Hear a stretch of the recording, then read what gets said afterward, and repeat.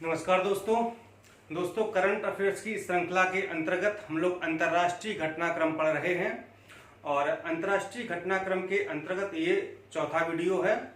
और इसके बाद कुछ और चीजें यानी कि अंतर्राष्ट्रीय घटनाक्रम से बची हुई हैं, कुछ पॉइंट में बची हुई हैं, तो उनको हम सीधे सीधे पॉइंट आपको बता देंगे। कभी कभी क्या होता है कि प्रश्न सीधा सीधा पूछ लिया जाता है कि जैसे कोई सम्मेलन है तो वो कहाँ पर हुआ है ना, या कोई अभियान कहाँ पर शुरू किया गया है, या किसी की स्थापना कहाँ पर की गई है। ठीक है, तो इनसे संबंधित जो भी और चीजें हैं वो आपको हम एक वीडियो में प्रोवाइड कर देंगे। तो इस तरह से हमारा अंतर्राष्ट्रीय घटनाक्रम ये समाप्त हो जाएगा। ठीक है, इसके बाद हम आपको जो भी आर्थिक घटनाक्रम है यानी कि आर्थिक जगत की खबरें हैं वो सब पढ़ाएंगे। ठीक है, और इसके बाद जो भी अगला टॉपिक होगा उसको पढ़ाया जाएगा। आज सुबह आपको पॉलिटी का वीडियो नहीं मिल पाया है। ठीक है, चूंकि मैं थोड़ा सा काम में बिजी हो गया था, कुछ ऐसी समस्या आ गई थी, कहीं जाना पड़ा मुझे और आपको हम नहीं दे पाए। ठीक है, तो उसके लिए हम क्षमा प्रार्थी हैं और कल आपको जो है पॉलिटी का वीडियो मिल जाएगा। ठीक है, चलिए शुरुआत करते हैं पहली खबर पर। पहला है इंडोनेशिया में सुग्रीव के नाम पर पहला हिंदू विश्वविद्यालय खोजा गया है। ठीक है, सुग्रीव के नाम पर पहला हिंदू विश्वविद्यालय। ठीक है, सुग्रीव आप नाम सुना होगा, रामायण में एक अच्छा खासा किरदार था। ठीक है, तो ये इंडोनेशिया के बाली में एक जगह है देनपासर, और यहाँ पर एक जो है एक संस्थान, इसका नाम है हिंदू धर्म स्टेट इंस्टीट्यूट। ठीक है, तो इसी हिंदू धर्म स्टेट इंस्टीट्यूट को देश की पहली हिंदू स्टेट यूनिवर्सिटी घोषित किया गया है। ठीक है, कहां पर है? बाली में है ये, देनपासर जगह वहां पर स्थित है। क्या नाम था अभी? हिंदू धर्म स्टेट इंस्टीट्यूट इसका नाम था। अब इसको देश की पहली यानी कि इंडोनेशिया की पहली हिंदू स्टेट यूनिवर्सिटी घोषित कर दिया गया है। और इसका जो नाम रखा गया है वो है आई गुस्ती बागस सुग्रीव स्टेट यूनिवर्सिटी। ठीक है, नाम है इसका, नाम है आई गुस्ती बागस सुग्रीव स्टेट हिंदू यूनिवर्सिटी, इसका नाम रखा गया है। ठीक है, काफी इंपॉर्टेंट है, ध्यान रखिएगा। नेक्स्ट है विश्व की सबसे गहरी भूमि घाटी की खोज की गई है। यानी कि जो भूमि घाटी यानी भूमि के नीचे जो घाटियां होती हैं, तो सबसे गहरी, अभी तक की सबसे गहरी भूमि घाटी खोजी गई। कहां पर? ये कैलिफोर्निया में, जो कैलिफोर्निया के हिमनद विज्ञानी हैं या जो हिमनद वैज्ञानिक हैं, उन्होंने इसका खोज की है। और यह घाटी पूर्वी अंटार्कटिका के डेनमैन ग्लेशियर के नीचे स्थित है। कहां पर? ये जो पूर्वी अंटार्कटिका है वहां पर एक ग्लेशियर जिसका नाम है डेनमैन ग्लेशियर। ठीक है, तो वहां पर उसके डेनमैन ग्लेशियर के नीचे, ग्लेशियर का मतलब जहां पर बर्फ ही बर्फ होती है। ग्लेशियर किसे कहते हैं? जहां पर सिर्फ बर्फ ही बर्फ जमी होती है। तो अंटार्कटिका में पूरी बर्फ जमी हुई है, वहां पर ग्लेशियर है, ये डेनमैन ग्लेशियर। तो इसके नीचे इस घाटी को खोजा गया है। और यह भूमि घाटी समुद्र तल से लगभग 3.5 किलोमीटर नीचे, यानी कि समुद्र का पानी है तो ऊपर बर्फ जमी हुई है, नीचे घाटी है, तो ये 3.5 किलोमीटर नीचे है और लगभग 20 किलोमीटर चौड़ी है। ठीक है, तो ये विश्व की सबसे बड़ी भूमि घाटी की खोज की गई है। नेक्स्ट है 21 मई को अंतर्राष्ट्रीय चाय दिवस घोषित किया है। किसने? संयुक्त राष्ट्र महासभा ने 21 मई को अंतर्राष्ट्रीय चाय दिवस के रूप में घोषित किया है। और यह निर्णय चाय पर अंतर्राष्ट्रीय खाद्य और कृषि संगठन अंतर सरकारी समूह में भारत द्वारा भेजे गए प्रस्ताव के आधार पर लिया गया। ठीक है, यानी कि भारत ने भारत का जो अंतर्राष्ट्रीय खाद्य और कृषि संगठन है, वहां पर जो अंतर सरकारी समूह है वहां पर प्रस्ताव भेजा था कि 21 मई को अंतर्राष्ट्रीय चाय दिवस घोषित किया जाए। तो इस प्रस्ताव को स्वीकार करते हुए संयुक्त राष्ट्र महासभा ने 21 मई को अंतर्राष्ट्रीय चाय दिवस के रूप में मनाने का निर्णय लिया है। और भारत में और जो भी पड़ोसी देश है जहां पर चाय का उत्पादन होता है, तो ये सभी देश अभी हाल फिलहाल में 15 दिसंबर को अंतर्राष्ट्रीय चाय दिवस के रूप में मनाते हैं।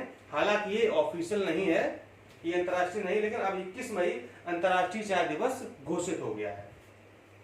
नेक्स्ट है भारत से बाहर विश्व का पहला योग विश्वविद्यालय। ठीक है, तो ये अमेरिका के लॉस एंजलिस में खोला गया है और ये स्वामी विवेकानंद के नाम पर इसका नाम रखा गया है। इसकी लागत लगभग $50 लाख के आसपास है, तो $50 लाख के बजट से इसको बनाया जाएगा।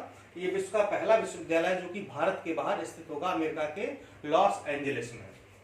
नेक्स्ट है जलवायु परिवर्तन पर COP25 सम्मेलन। ठीक है, इसका नाम पूरा तो कॉन्फ्रेंस ऑफ पार्टीज। कॉप का पूरा नाम क्या है? Conference of parties. ये जलवायु परिवर्तन पर सम्मेलन हर साल होता है। तो इस बार ये 2 से 15 दिसंबर 2019 के बीच स्पेन के मैड्रिड शहर में आयोजित किया गया था। ठीक है, पहले ब्राजील में होना था, लेकिन वहां के प्रधानमंत्री जेयर बोल्सोनारो ने कहा कि वित्तीय कारणों से, यानी हमारे पास वित्त की यानी कि आर्थिक व्यवस्था नहीं है, इसलिए उन्होंने आयोजित कराने से मना कर दिया, नहीं तो ये नवंबर 2019 में ब्राजील में होने वाला था। इसके बाद इसको प्लान किया गया कि चिली में इसका आयोजन कराया जाए। ठीक है, चिली में आयोजन का निर्णय लिया गया, यानी कि 2 से 13 दिसंबर के बीच में ये चिली में होना था, लेकिन चिली में क्या हुआ कि वहां की सरकार के विरुद्ध आंतरिक विद्रोह के कारण इसको स्थगित कर दिया गया। फिर वहां पर चिली में नहीं हो पाया, तो जब ब्राजील और चिली दोनों जगह स्थगित हो गया, तब जाकर के ये कहां पर, मैड्रिड में आयोजित किया गया। तो कभी कभी पूछ दिया जाता है कि मैड्रिड से पहले कहां पर होने को था, तो ये देखिए चिली में होने को था, और चिली से पहले कहां पर, ब्राजील, यानी कि मूलतः ये ब्राजील में ही होने को था, लेकिन वहां पर ये टल गया। भारत से प्रतिनिधित्व किसने किया है, तो ये जो हमारे जो पर्यावरण मंत्री हैं श्री प्रकाश जावड़ेकर जी, वो गए थे। और जो अगला COP26 होगा वो स्कॉटलैंड के ग्लासगो में होगा। ठीक है, नेक्स्ट न्यूज है नाटो का 30वां शिखर सम्मेलन। नाटो NATO, इसका पूरा नाम है नॉर्थ अटलांटिक ट्रीटी ऑर्गेनाइजेशन। ठीक है, इसका 30वां शिखर सम्मेलन कहां पर हुआ है, 3 से 4 दिसंबर 2019 के मध्य में वाटफोर्ड ब्रिटेन में हुआ है। जो वाटफोर्ड एक शहर है, ये लंदन के निकट पड़ता है ब्रिटेन में, वहां पर इसका आयोजन किया गया है।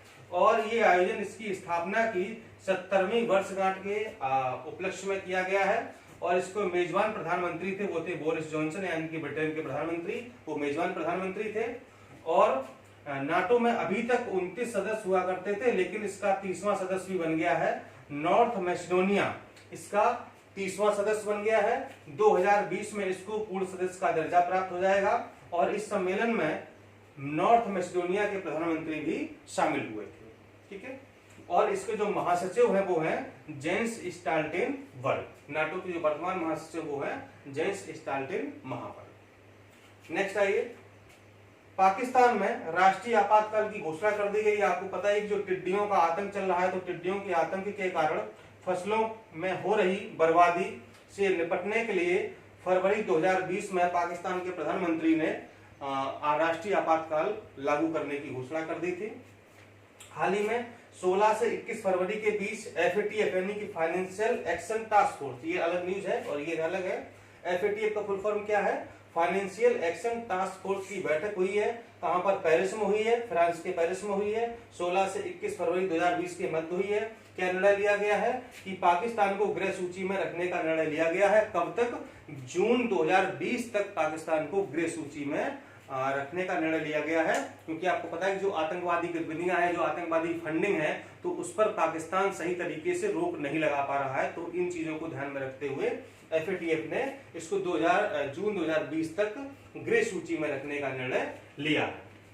नेक्स्ट है राष्ट्रमंडल का 54वां सदस्य बना मालदीव। ठीक है, अभी तक राष्ट्रमंडल एक संस्था है जिसमें कि 53 सदस्य अभी तक थे, लेकिन मालदीव इसमें फिर से शामिल हो गया है, तो अब 54 सदस्य हो गए हैं। सबसे पहले मालदीव 1982 में इसमें शामिल हुआ था, फिर ये 2016 में बाहर हो गया। इसके बाद अभी हाल ही में 1 फरवरी 2020 को इसको पुनः शामिल किया गया है। तो अब फिर से राष्ट्रमंडल संस्था के 54 देश हो गए हैं। और जो इसकी महासचिव है उनका नाम है पेट्रिका स्कॉटलैंड। ठीक है, ये परीक्षा में एक बार पूछा भी जा चुका है, फिर से पूछे जाने की संभावना, याद रखिएगा। महासचिव कौन है, पेट्रिका स्कॉटलैंड।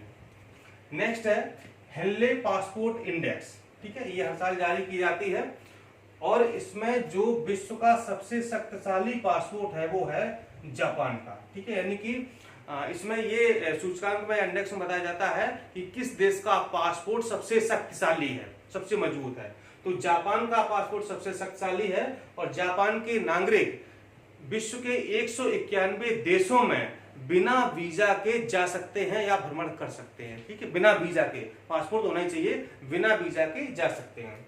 दूसरे नंबर पर सिंगापुर है, तीसरे पर जर्मनी और दक्षिण कोरिया है और भारत का स्थान है 84 यानी कि 84वां। और भारत के नागरिक विश्व के 58 देशों में बिना वीजा की यात्रा कर सकते हैं। नेक्स्ट है WHO ने वर्ष 2020 को किस रूप में मनाने की घोषणा की है, तो ये है year of the nurses and midwife. बहुत इंपॉर्टेंट है, वेरी वेरी इंपॉर्टेंट है, ठीक है।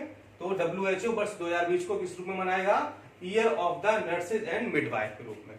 नेक्स्ट है वर्ष 2030 तक विश्व में 1 ट्रिलियन पेड़ों को उगाने एवं पुनर्स्थापित करने के लिए 1 ट्रिलियन ट्रीज इनिशिएटिव, क्या नाम है, 1 ट्रिलियन ट्रीज इनिशिएटिव शुरू किया है किसने, विश्व आर्थिक मंच ने, वर्ल्ड इकोनॉमिक फोरम ने इसको, इस अभियान को या इनिशिएटिव को शुरू किया है कि 2030 तक 1 करोड़ पौधों को उगाना है और उनको पुनर्स्थापित करना है।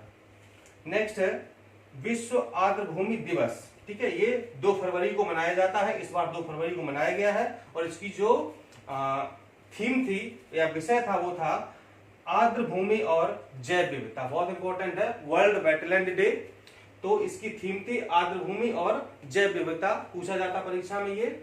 नेक्स्ट है भारत द्वारा अफ्रीका में निर्मित पहला महात्मा गांधी सम्मेलन केंद्र का कहां पर बनाया गया है, तो ये नाइजर में बनाया गया है। भारत द्वारा अफ्रीका में निर्मित पहला महात्मा गांधी सम्मेलन कहां पर, अफ्रीका के शहर नाइजर में बनाया गया है, ठीक है, पहला है ये भारत द्वारा निर्मित। और अंतिम है तीसरा वैश्विक आलू सम्मेलन कहां पर आयोजित किया गया है, तो ये गुजरात के गांधीनगर में वैश्विक आलू सम्मेलन आयोजित किया गया है, ठीक है। तो इसके अलावा थोड़ा सा और बचा हुआ है, तो अगले लेक्चर में आपको हम पूरा कंप्लीट कर देंगे, ठीक है। और मुझे उम्मीद है पूरी कि आप नोट्स बना रहे होंगे, रिवीजन कर रहे होंगे और आप देखेंगे कि अगर आपने इतना सारा करंट अफेयर्स तैयार कर लिया जितना मैंने बताया है, पढ़ाया है, तो कोई भी प्रश्न इससे बाहर नहीं जाएगा, ठीक है। चलिए मिलता हूं अगले वीडियो में, नमस्कार।